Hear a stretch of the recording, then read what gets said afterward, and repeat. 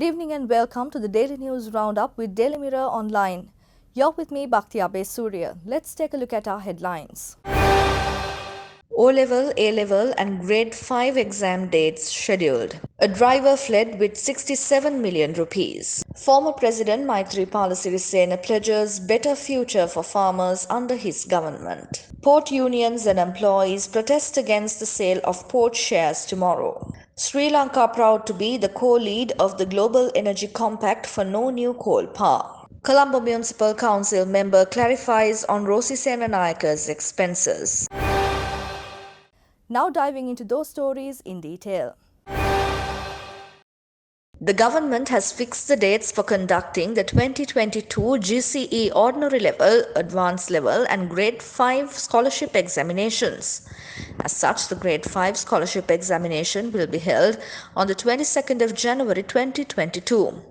The GCE Ordinary Level Examinations will be held from the 23rd of May to the 1st of June 2022. The GCE Advanced Level Examination will be held from the 7th of February to the 5th of March 2022.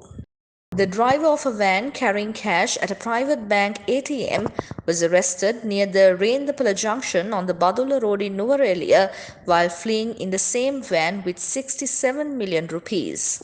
Former President Maithripala Sirisena said that he would not leave room for the present plight of farmers to befall them again under a future government led by him.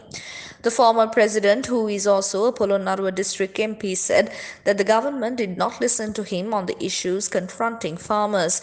He made these remarks to the media after meeting with a group of farmers on Satyagraha in Bakamuna, Alahera. Niroshan Gorakana from All Ceylon Ports General Employees Union states that port unions and employees protest against the sale of port shares will take place tomorrow.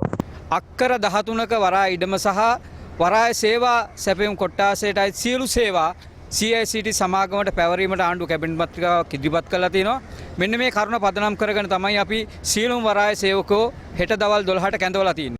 President Gotabaya Rajapaksa says that as Sri Lankans, we are proud to be a core leader in the Global Energy Convention for the elimination of new coal power. Clarifying the reports that Mayor of Colombo Municipal Council Rosi Senanayaka had spent colossal amounts of CMC funds for refreshments, UNP CMC members said funds had been spent for public events, not for her personal use. For further details on the stories, visit our website www.dailymirror.lk.